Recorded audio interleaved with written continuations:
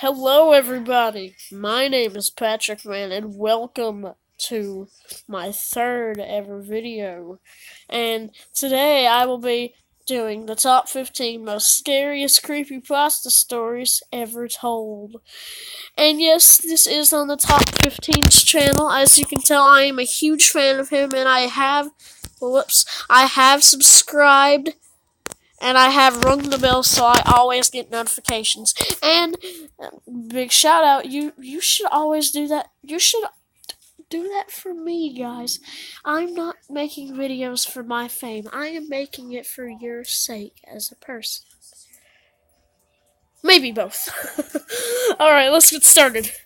This video contains some graphic and horror content and is not recommended for those who are faint of heart, who have serious health conditions, or are under the age of 14. Oh. Discretion is advised. How old do you think guys think I am? For real, from just looking at my face, how old do you think I am? I know some of you out there who actually know me on a personal level, who watch my YouTube channel, actually know. Don't give it away. Don't give it away. Shout out to you who always write comments on these videos. Don't give it away. Alright, but anyways, I am not 14. I'm 11. I'm 11 years old. But I am not faint of heart, and I have already done some scary things in my lifetime, and this shouldn't be hard. Candle Cove began on the horror forums of Icor Falls on March 15th, I've already watched Candle Cove. I mean, under the name Sky Ship. I've never actually watched Candle Cove because it was like in the early 70s, which was when my dad was born, so he might have watched it. But anyways, I'm just gonna get on with this. 033 asks if anyone remembers a children's show called Candle Cove. I remember watching the creepypasta, stating they remember the show and begin to discuss the bizarre plot of what amounts to a rather disturbing television series. The premise was a young girl befriending a group of pirates and the crazy antics they get into. Characters included Pirate Percy, a ragdoll-esque puppet who appears to have bits of other dolls stitched to it, the terrifying Skin Taker, a skeleton who would utter the threat to grind your skin, and Horace Horrible, a monocle-wearing mustache villain and spy for the Skin Taker with a menacing grin. My impinged ligaments. On the more odd and scary moments of the show, even an infamous episode with only screaming for audio and the main character crying. The posts end with a user by the name of Mike Painter65 remembering how he asked his mother about the show, and she said how she remembered he would go to the TV the same time every week to watch Candle Cove, only for him to be watching static for 20 minutes. A fan video. Guys. Shh. Just a shout out. If you need it, if you want it just for this video, because it's 21 minutes and 18 seconds long for this entire video that I'm watching right now.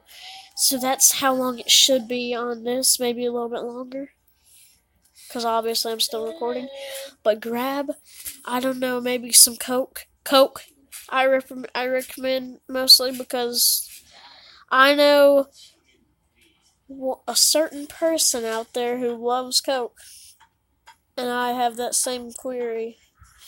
But anyways, without further ado, get some Coke, get some popcorn, whatever you need, and let's get to it. The screaming episode has appeared online. I'm gonna turn this down because I'm sure it's gonna be like, wishing to keep the idea alive. Fans of the story wishing to keep the idea alive jokingly commented how the video was just static, hopeful to freak out unsuspecting viewers to no end.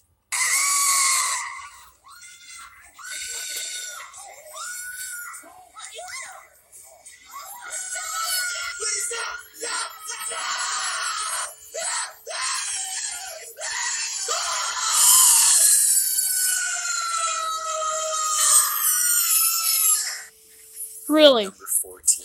Hello there, Governor! Eugene receives a doll in his childhood between the late 1800s and early 1900s. Hi. His name is Robert after himself. Hi. The doll begins to take on a life of its own and and starts terrorizing the Otto family after his servant was suspected of performing black magic on Robert. Apparently, Otto could be heard by his mother talking to Robert, and she would hear Robert respond. Household objects would move around. Jesus, my chin is and itchy! Otto would always say Robert did it when asked by his mother where the objects went. Otto kept Robert into his adulthood and reportedly drove his wife insane. Neighbors would report seeing Robert running around the house when nobody was home. While sounding like a child's play inspired story, the true horror in this creepypasta is Robert the doll actually exists and is on display at the East Martello Museum in Florida. The story of Robert's devilish activities are also highly... By the way, I actually have read you have to ask before taking a picture of Robert, or else he'll put a curse on you, but I don't know how far that curse can reach, so I'm just gonna say I really respect this doll and he is awesome. Documented, which is why the story has remained popular. Enthusiasts travel to the museum in order to get a glimpse of Robert, and it has been reported that Robert hates having his picture taken and will blur himself out of pictures with a blinding light even though a person's flash is off. Staff have also said they have found Robert in a different position in the morning than he was in the past evening. Readers of Robert's story are left to decide whether the stories are true or if they are only an early example of creepypasta. A fair warning, Robert the doll hates skeptics. Number 13.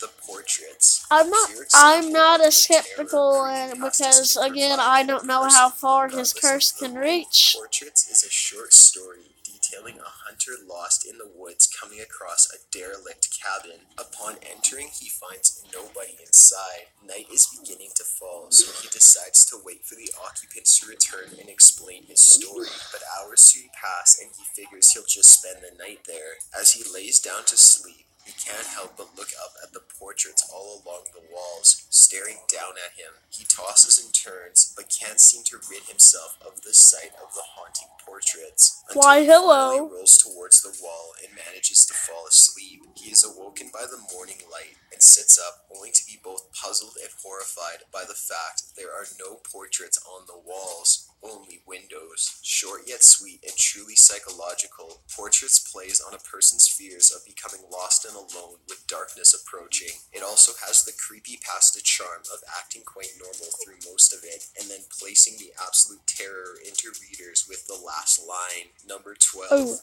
Squidward's suicide. Oh, I've seen this no longer one. Possessing the same strength and horror it did when it was...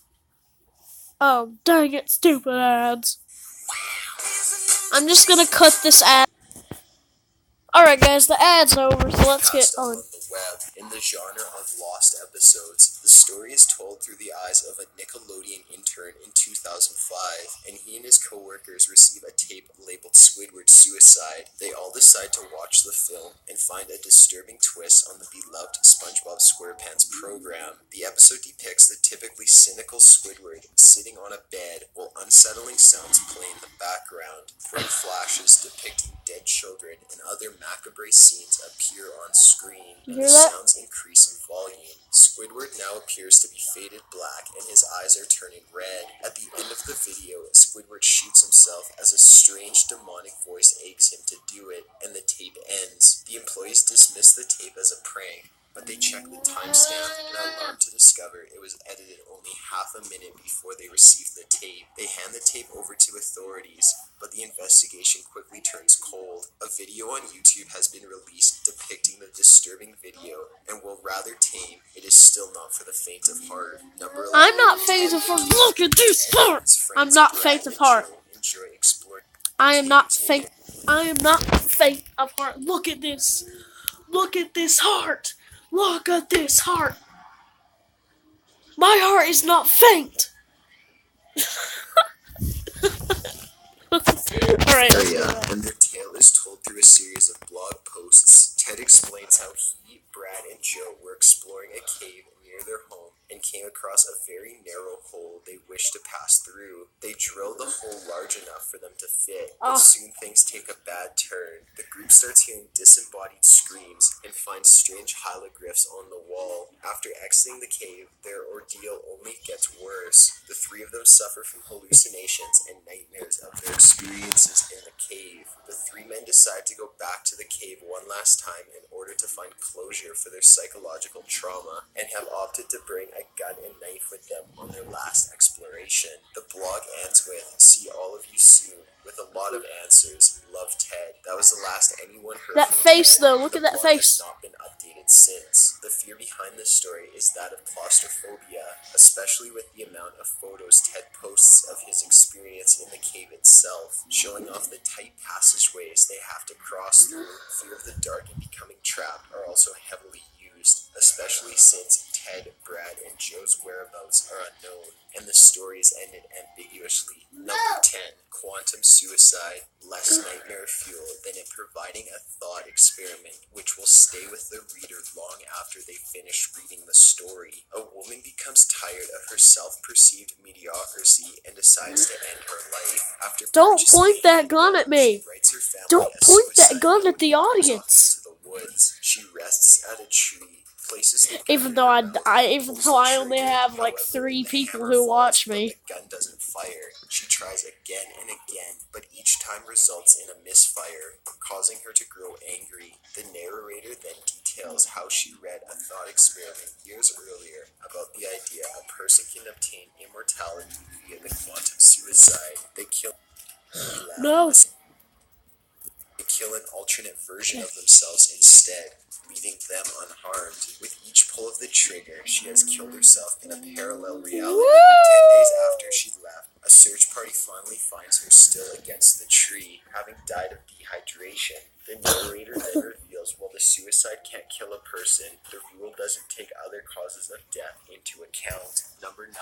Two-sentence horror stories, Hey, what's a up? subgenre of creepypasta. Two-sentence horror stories are exactly as their title sounds. Horror stories told in 2 lines or less. While some might find this silly, once they begin reading examples, it is easy to understand why they fit in so well to the horror genre and creepypasta world. Many of them are written by internet users and range from bizarre to terrifying to sleeping with the light on tonight. Some examples by Graboid27. I can't move, breathe, speak, or hear, and it's so dark all the time. If I knew it would be this lonely, I would have been cremated instead. By The Real Hat Man. I woke up to hear knocking on glass. At first I thought it was the window, until I heard it come from the mirror again. By Gutseles. There was The a mirror? picture on my phone of me sleeping. I live alone. By VaultKid321. I can't sleep, she whispered, crawling into bed with me. I woke up cold, clutching the dress she was buried in. If any of these pique your interest, it isn't hard to find more with a quick search on the internet. A fair warning, a lot of these are nightmare-inducing, and you may wake up in terror with a 2-line story yourself. Number 8, 1999. I've heard this Similar one. to Candle Cove, a Canadian man from Calden, Ontario, begins posting blog entries talking about a television channel known as Calden Local 20. Stupid ads. I want you guys to see this one. Where did you get To this see how dog? stupid it Lies is. are so human like. Ooh. I found her behind our house. She's acting a little weird. I'm sure she's fine. No, she's not. 1 Shut up. details his experiences watching the show Bobby and Mr. Bear's Cellar. Bobby was a man's hand who walked around like a person, and the writer talks about how he only watched a few episodes until one called Playing with Scissors. Oh, A God. hand is seen trapped on the table, jerking violently around, while Bobby enters holding scissors and appears to stab the captive hand repeatedly to the point bone is showing. Mr. Bear's Cellar appeared to have a dangled dress as a bear who would interact with children on the show. However, his sinister motives were soon made clear as the episodes progressed, and eventually the broadcast was shut down by police. Though Mr. Bear fled arrest, the man begins to search for the identity of Mr. Bear in hopes of finding justice to the children he murdered and probably molested, and he updates his blog posts every so often. While posts are far and few in between, the entire load of the story is horrifying, playing on the fear of pedophiles and child murder. Number 7, The Keyhole. The enjoyability in this story Sing this is one. its obvious inspiration from gothic horror literature Signature. Keyhole is a short story about a man who checks into a hotel and is advised by the front clerk to under no circumstances peek into or enter the room with no number on it. We're on number 7. I think I'm going to be able to make it through this video without even being scared, because none of this has been scary so far. Sucks. You say faint of heart? I am not faint of heart. As some of you can tell. The next day, the man once again looks through the keyhole, but only sees a reddish color, as if something is blocking the hole. Well, should I say, as one of you can tell. She was being spied on and covered the keyhole to prevent this from happening again. Okay. And decides to ask the woman at the front desk about it. Upon making his inquiry, the woman sighs with disappointment and asks if he looked through the This is my brother. That's my little brother. Explains a man is white in that he has Down syndrome, don't worry. Which is why it is out of bounds. She continues by saying eyewitnesses describe the woman as very You want to join me for the last 7? her bloodshot red eyes. Alright. Number 6, Reddit No Sleep. A rather bizarre entry to this list, but this subreddit has earned its place here. No Sleep is a forum section on Reddit where Redditors can post their horror stories for the masses to read and critique. As of January 2016, the subreddit has over 4 million subscribers, and hundreds, possibly thousands of stories are posted every day. Stories vary in content from paranormal experiences to murder to people. Alright guys, my brother left.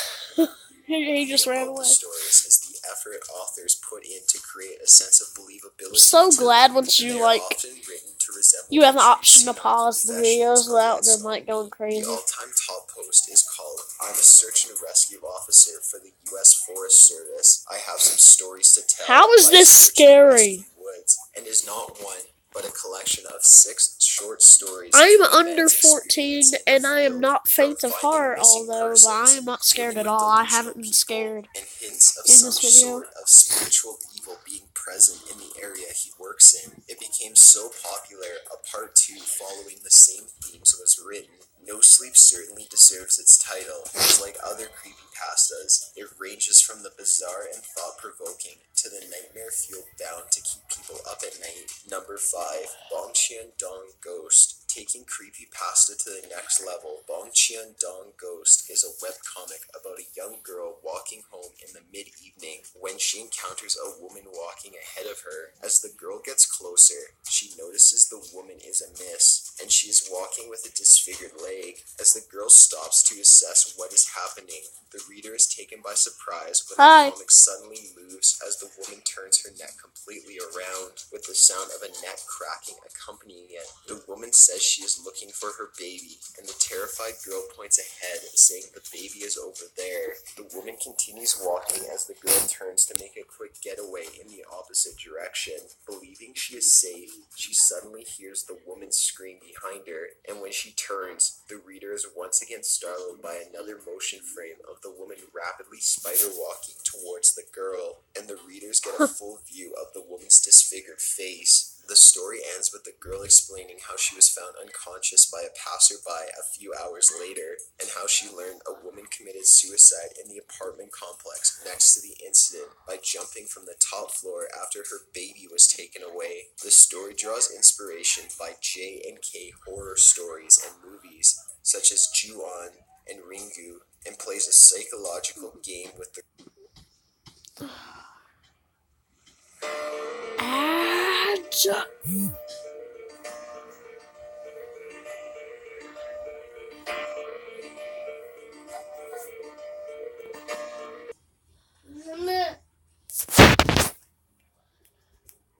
fear of guys, there's something messed up with the face cam. There's something messed up with this. Number 4.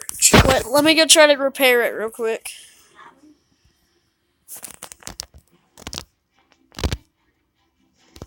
Okay, it's back. Just had to repair it.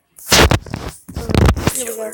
Like others on this list, it would not be complete without Jeff the Killer, an early example of creepypasta and playing on the fears of one being defenseless as we sleep. Jeff the Killer is a tragic story of a boy who went to a neighborhood birthday party with his brother. While waiting for the bus, he and his brother are attacked by 3 bullies, but Jeff gets the upper hand and leaves the boys bloodied. Jeff finds an overwhelming satisfaction in hurting them, and he and his brother flee out of Sorry, fear of just getting in trouble. Later at the party, the bullies return and light Jeff on fire, horribly disfiguring him. The bullies confess to the attack and are sent to juvie, but that's not where the story ends. One day, Jeff's mother hears crying from the bathroom, and when she goes to investigate, she finds Jeff carving a permanent smile into his face, having already carved out his eyelids so he could never sleep again. Oof. Jeff's mom flees to her room and screams for her husband to wake up, but Jeff is already there saying, "You lied to me, Mommy," before killing her and his father. Jeff then kills his brother, whispering, "Go to sleep," while stabbing him. Jeff is never seen again, but the story ends with the familiar warning of Jeff still being out there, waiting to kill his next victim.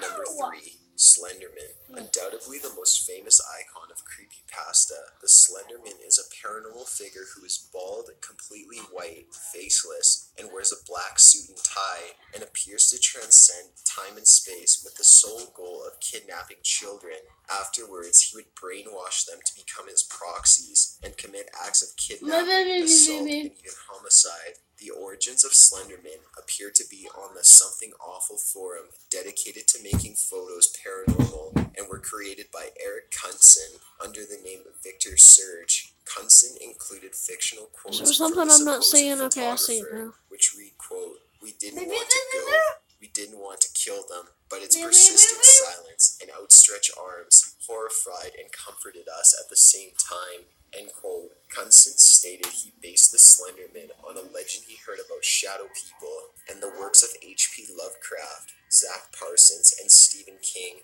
mainly the novel The Mist. Since the original post, Slenderman has gone beyond viral and has been the subject to a successful game. It's the fog, Pages, not the as well as mist. its sequel, The Arrival, including the highly praised Marble Hornets. Sadly, Slenderman has also been the inspiration for real-life crime, including the attempted murder of a 12-year-old Wisconsin girl by her two friends in 2014. Number 2. Normal porn for normal people. An intense story even for Let me hear that name one more time. Let me. Wisconsin girl. Sorry, I dropped the phone. Let me hear that name one more time. Number 2. Normal porn for normal people. An intense story even for creepypasta segments. Porn for normal people is one chain letter people receive for the title at your website. There's my brother. Many explore the website and find it is not at all what they expected it to be. The site is full of bizarre videos, including a half-hour of a woman making a peanut butter sandwich, a 5-minute video of an obese man doing mime work, and a 5-minute video of a legless man attempting to break dance. The final video discussed in the story is called useless.avi and runs for 18 minutes. A woman is seen tied to a bed with her mouth taped. After some time, a man in a suit opens the door and releases a shaven chimp into the room. The man leaves the chimp in the room alone with the woman, and the chimp begins brutally maiming the woman and even consumes parts of her body as she screams in agony. While some would dismiss the horror element of this entry as being unrealistic, it should be reminded the existence of various disgusting acts being committed and broadcasted on the deep web, giving normal porn for normal people a slight edge in the believable category. Number 1. The Russian Sleep Experiment. Oh, I've seen this one. Inspired by the Soviet-American technological race during the Cold War, the story begins in the late 1940s in Soviet Russia. A group of scientists and military personnel are conducting experiments to create a gas which forces people to stay awake for long periods of time. 5 political prisoners are forced into a testing chamber as the gas is poured in, and the scientists listen to the progress through microphones placed around the room. After 9 days, one of the prisoners begins screaming non-stop for 3 hours until his voice is diminished to squeaks. The researchers are surprised of the lack of response from the other subjects, and they would instead whisper into the microphones. After the second prisoner began screaming, the rest covered the portholes with their own feces, and the screaming abruptly stopped. Ooh. Okay, I'll scan my face. 2, 1, go!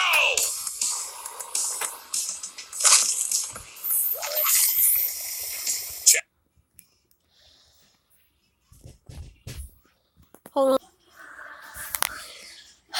Sorry for the inconvenience.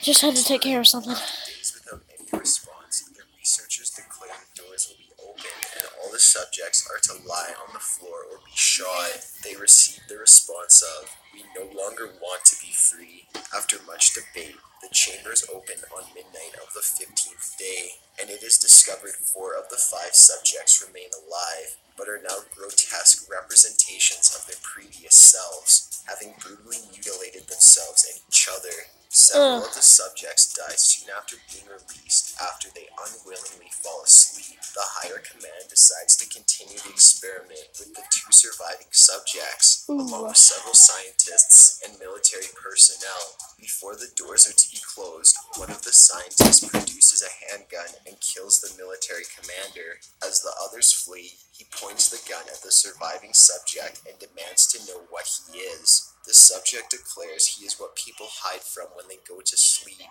Distraught, the scientist shoots the subject in the head, and his last words are, "So nearly free." Got an idea for a top 15 video? Be sure to submit it at top15s.net/submit. Be sure to subscribe for future videos. Thanks for watching. Alright, guys. That was the video. I hope you all have a great time, and I hope that you can subscribe to my channel and ring that bell and make it go ding. Alright, guys, I will see you in the next video, and without further ado, I will see you guys later. Bye-bye.